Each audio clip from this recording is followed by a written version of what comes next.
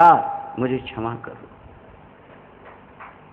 भगवान श्री कहते हैं क्षंत मंग यदि में समय विलंब, आज मुझे बेटा विलंब हो गया है तो मुझे क्षमा करो।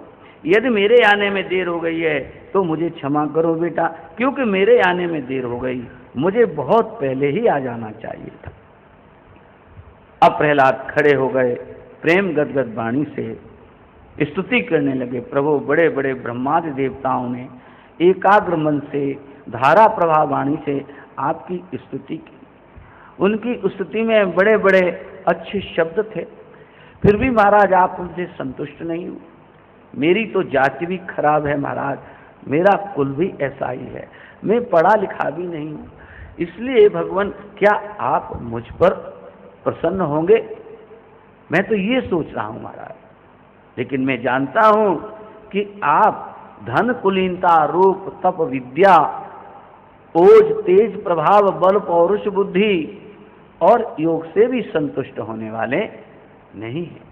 भगवान तो केवल भक्ति से प्राप्त होते हैं, प्रेम से प्राप्त होते हैं, प्रसन्न होते हैं। भक्तया कुशोत भगवन यूथ पाया। अब इस प्रकार से प्रहलाद जी ने यहाँ पर बहुत बड़ी स्तुति की है, देवर्षि नारद इत्यादि, और प्रसंग तो बहुत बड़े हैं भाई।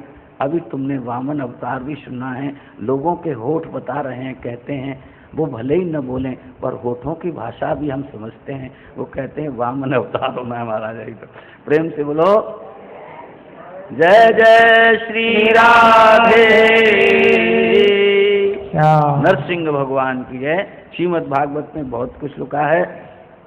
यहाँ पर प्रहलाद ने नवदा भक्ति और शरणंगा भक्ति का वर्णन किया है।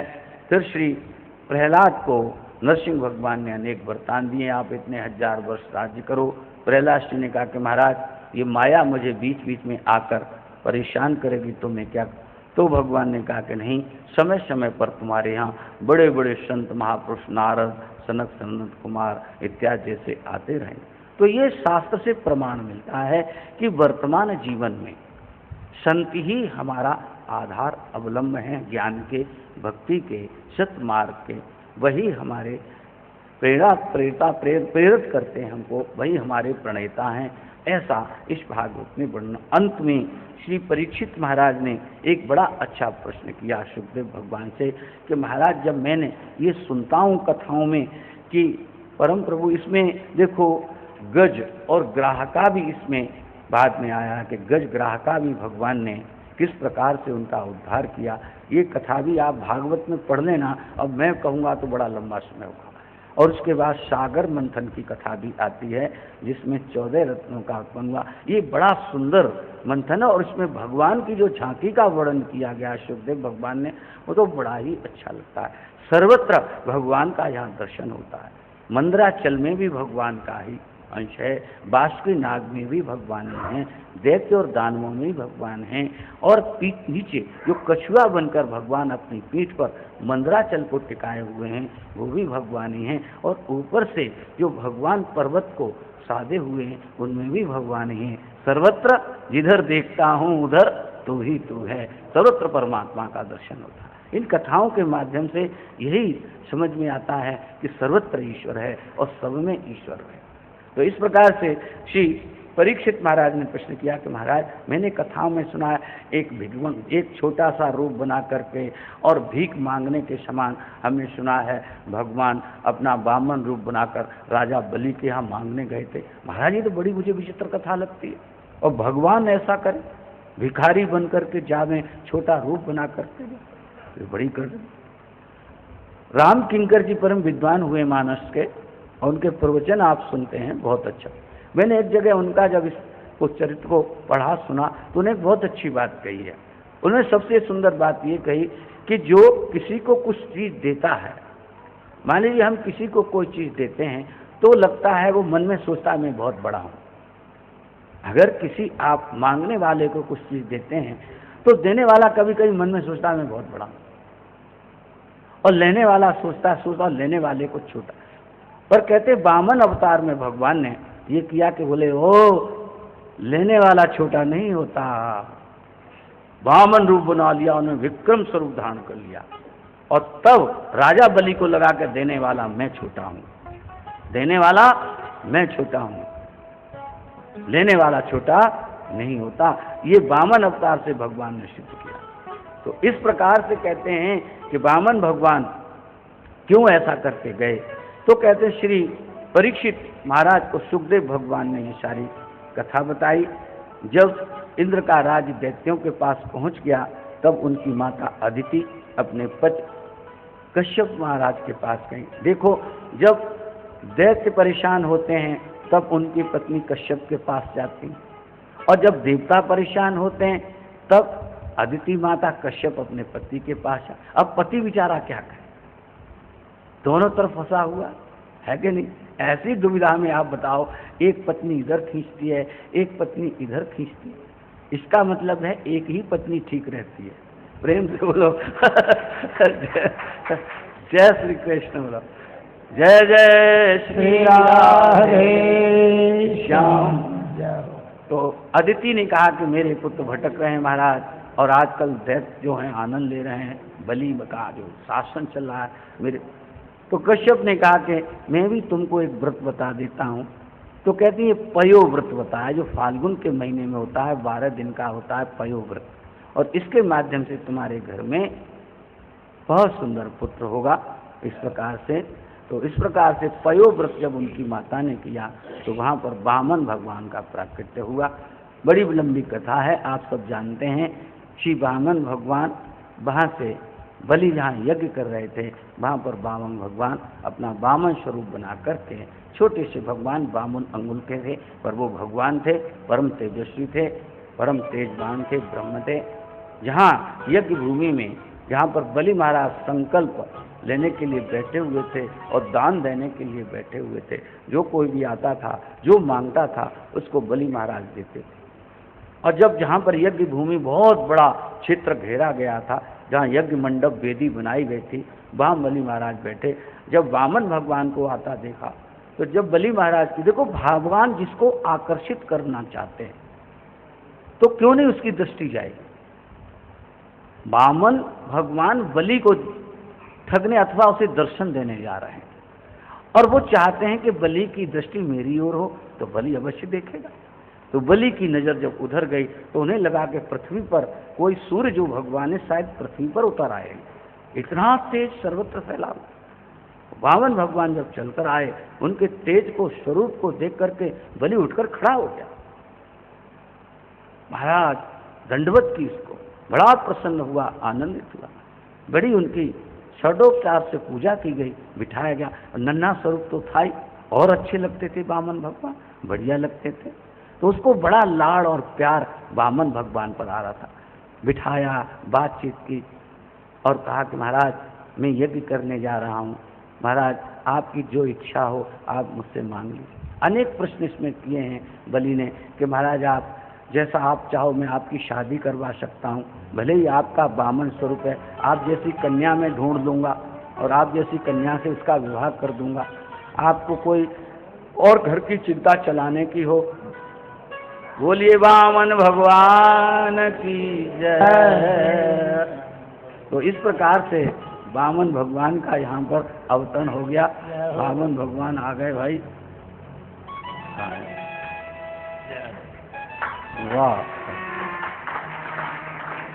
प्रेम से बोलो वामन भगवान की जय।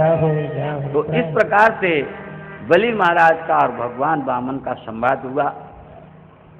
अंत में वामन भगवान ने कहा कि बलि मुझे कुछ नहीं चाहिए, केवल जैसा मैं छोटा हूँ, नन्हा हूँ, वैसे ही 3 पग भूमि मुझे चाहिए।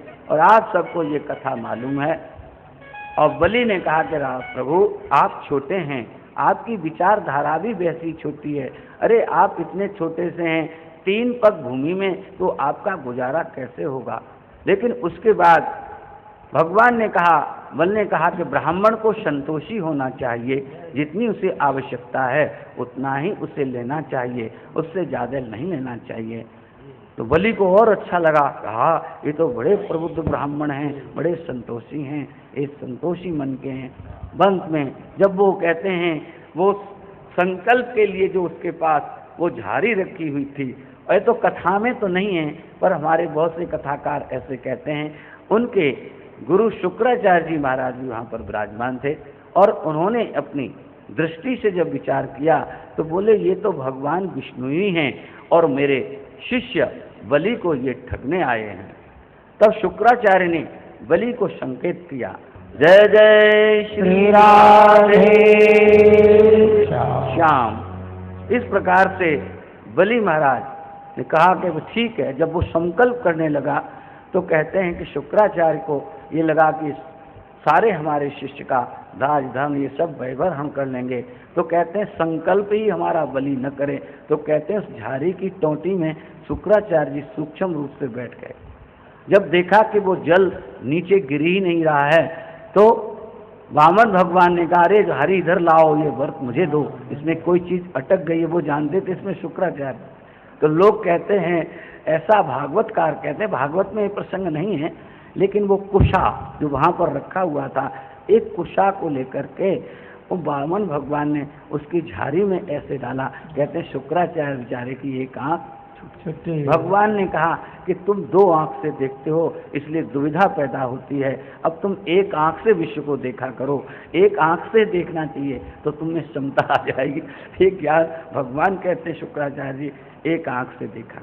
यहाँ पर कहते हैं शुक्र नीति का भी उपदेश श्री शुक्राचार्य ने बलि को कहा, पर बलि ने कहा कि नहीं गुरुदेव, जब आप कहते हो ये विष्णु भगवान ही और मुझे ठगने आए हैं, तो मैं तो हर्षित हूँ कि मेरा यज्ञ, मैंने तो अभी संकल्प भी नहीं किया है यज्ञ का, और संकल्प करने से पहले ही अगर परमात्मा मेरे द्वार पर आ गया है तो मैं सोचता हूँ मेरा यज्ञ सफल हो गया।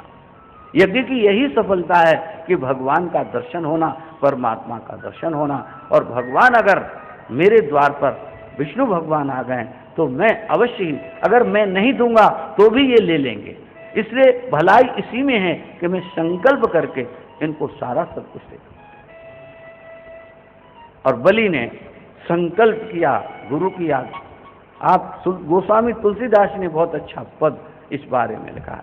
ईश्वर के लिए देखो, बलि ने अपने गुरु का परित्याग कर दिया, ईश्वर के लिए विभीषण ने अपने भ्राता का कर दिया, मीराशी ने भगवान के लिए अपने घर का परित्याग कर दिया। तो गोस्वामी तुलसीदास जी का पद है, मुझे तो याद के लिए उसका भाव याद है कि किस किस ने बंधु किसने तला पता प्रहलाद, और प्रहलाद जी ने अपने पिता का परित्याग कर दिया अपने भगवान। ईश्वर सर्वोपरि है। तो इस प्रकार से बलि का जब संकल्प किया और जब संकल्प जैसे ही पूरा हुआ, वामन भगवान एकदम विराट स्वरूप में आ गए। 2 पग में उन्होंने सारे इस ब्रह्मांड को, आकाश और सब को नाप लिया। तब कहा कि हे बलि, तुम बड़ा अभिमान करते थे कि मैं तुम्हें ये दूंगा, जो मांगोगे वही दूंगा, लेकिन अब मैं बताओ ये तीसरा पग मैं कहाँ रखूं? बलि कह सक रहा था कि महाराज आप अपने वचन से पलट गए, आपने तो जिस रूप में मैंने आपको देखा था उस रूप से मैंने 3 संकल्प किया था, लेकिन आप तो विराट हो गए, ऐसा थोड़े में। लेकिन बलि ने सोचा नहीं, बलि ने कहा ये परमात्मा है, ठाकुर है, जो ये कर रहे हैं वो अच्छा कर रहे हैं। उसी समय उसकी पत्नी विंध्यावली आ गई। विंध्यावली ने कहा कि राम प्रभु, हमारे पति बलि को बहुत अहंकार था देने का, और आपने इनके अहंकार को खत्म कर दिया, इनके अहंकार को आपने चूर कर दिया। ये आपने इन पर परम कृपा की, और जीवों को देने का जो अहंकार होता है, इस कथा से सीखना चाहिए कि देते समय कभी अहंकार नहीं करना चाहिए। मन में ये होना चाहिए उस प्रभु ने मुझे दिया है और मैं प्रभु की दी हुई चीज मैं आगे किसी को दे रहा हूँ, मेरा इसमें कुछ लेना देना नहीं है। प्रभु की चीज, और जो सामने है वो भी प्रभु है, प्रभु की चीज मैं प्रभु को दोबारा दे रहा हूँ, मेरा उसमें कुछ लेना देना नहीं है। तब बलि ने कहा, भगवान का दर्शन हो जाने के बाद बुद्धि भी पवित्र हो जाती है। भगवान के उन्होंने कहा, महाराज तीसरे पग के लिए मैं भी आपको मैं एक स्थान दूंगा। कौन है तेरा स्थान? बोले महाराज, इस मस्तिष्क में ही तो मनुष्य का अहंकार हुआ करता है, इस मस्तिष्क में ही तो अहंकार होता है। आप मेरे इस अहंकार से भरे हुए मस्तिष्क पर इस पर पैर रखिए। आप मेरे अहंकार को नाप लीजिए, मैं अहंकार शून्य हो जाऊंगा, आपका भगवान इस बात को सुनकर आनंदित हो गए। वाह बलि के वाह। भगवान ने अपना तीसरा पैर बलि के मस्तिष्क पर रखा। हालांकि कथा तो बीच में बहुत लंबी है, नागपाश से बांधा गया, ये हुआ वो हुआ, लेकिन इस प्रकार से भगवान ने कहा कि मैं तुमसे बहुत प्रसन्न हूँ। तुम्हारे पिता, तुम्हारे दादा बाबा, पहले जब बलि महाराज आए थे वामन भगवान, तो बड़ी प्रशंसा की है बलि की कि आपके दादा, आपके परदादा ये तो बड़े दानी लोग हुए हैं, और इनको सुनकर बड़े बड़े देवता अपनी गुफाओं में छुप जाते थे, ये ऐसे परम वीर हुए हैं। उसके बाद में तब वामन भगवान ने कहा, बलि मैं तुम पर प्रसन्न हो, बोलो तुम मुझसे क्या चाहते हो। मैंने ये अवतार इंद्र की रक्षा के लिए लिया, मेरा नाम उपेंद्र हुआ है। अब देखो मैं तुम्हें इंद्र से भी बढ़िया राज्य दूंगा। अरे उस इंद्र के उस राज्य में क्या रखा है, मैं तुम्हें सुतल लोक का राज्य देता हूँ। और भगवान ने सुतल लोक का राज्य श्री बलि को दिया। और बोले तुम्हारी क्या कामना है महाराज। बस मेरी तो अंतिम एक कामना है कि नित्य निरंतर मुझे आपका दर्शन होते रहना चाहिए। जब मैं सोकर उठूं तब भी आपका दर्शन, जब मैं सोने जाऊं तब भी आपका दर्शन निरंतर मुझे आ। तो भगवान ने कहा भाई इसके लिए तो मुझे तुम्हारा पहरेदार ही बनना पड़ेगा। भगवान ने उनको वरदान दिया एवं और सुतल लोक का उसे राज्य दिया। सुखदेव भगवान कहते हैं, हे राजन परीक्षित, आपने जो प्रश्न किया कि भगवान, इतने बड़े भगवान को तो भगवान का चरित्र चित्रण वर्णन शास्त्रों में किया जाता है, वो भगवान वामन भगवान भिखारी बनकर क्यों गए थे महाराज, क्यों बलि से उन्होंने ऐसा मांगा, मुझे तो बड़ा अजीब सा लगता है। इस रहस्य की कथा जो आपने मुझे बताई महाराज, मेरा हृदय इस कथा को सुनकर आनंदित हुआ। और इन्हीं के शब्दों के साथ आज वामन अवतार तक ये प्रसंग श्रीमद् भागवत के माध्यम से चला। और कल 5वां दिन है इस भागवत कथा का। सुबह की जो कथा होगी उसमें 12 बजे तक श्री राम भगवान का प्राकट्य होगा, रामावतार होगा, और उसमें 1-2 राम जन्म के ऊपर बधाई भी ये लोग गाएंगे। और उसके बाद शाम को नंदोत्सव का उत्सव है। आप लोग तो सभी समझदार हैं। वैसे वृंदावन के कथाकार उस दिन कहते हैं भैया भगवान कृष्ण पीले वस्त्र धारण किया करते थे और उनको पीले वस्त्र अच्छे भी लगा करते थे। इसलिए कल सब लोग हो सके जिनके पास पीले पीले वस्त्र हों, साड़ियाँ हों, सूट हों, वो पहन करके कला में। हमारे लिए भी भक्तों ने पीले कपड़े बनवा करके लाए हैं, हम तो भाई वो पहनेंगे और सुबह से ही पहनेंगे। तो भक्त हमारे अच्छे हैं, हमें ऐसे भक्तों पर गौरव है और गुमान भी है। ऐसे भक्त भगवान सबको दे जो इस प्रकार की सेवा अपने करें और इस प्रकार की चीज़ें रहें। हम प्रभु से प्रार्थना करते हैं ऐसे भक्त सबको मिलें, ऐसे सेवादार भगवान सबको दें। इन्हीं शब्दों के बाद भैया जय जय सिया राम, जय जय सीताराम। वामन भगवान का पूजन होगा और वामन भगवान का पूजन होने के बाद फिर आरती होगी। उसके बाद में कथा ये विश्राम लेगी। तो आओ पंडित जी कहाँ हैं द्वारिका वाले? द्वार खड़ा भगवान भगत भर दे झोली, भगत भर दे झोली। ओ तेरे द्वार खड़ा भगवान भगत भर दे झोली।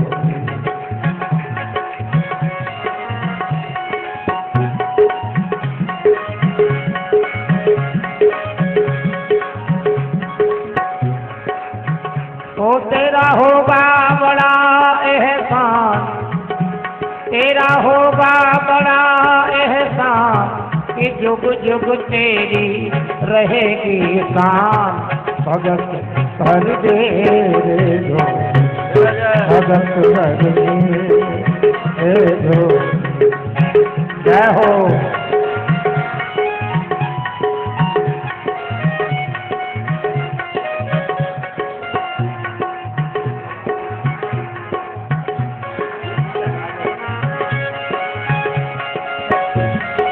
उठी सारी धरनी, देख ले भोला गगन है सारा। डोल उठे सारी धरनी, देख ले भोला गगन है सारा। भीख मांगने आया तेरे घर, जगत का पालन हारा रे, जगत का पालन हारा। मैं आज तेरा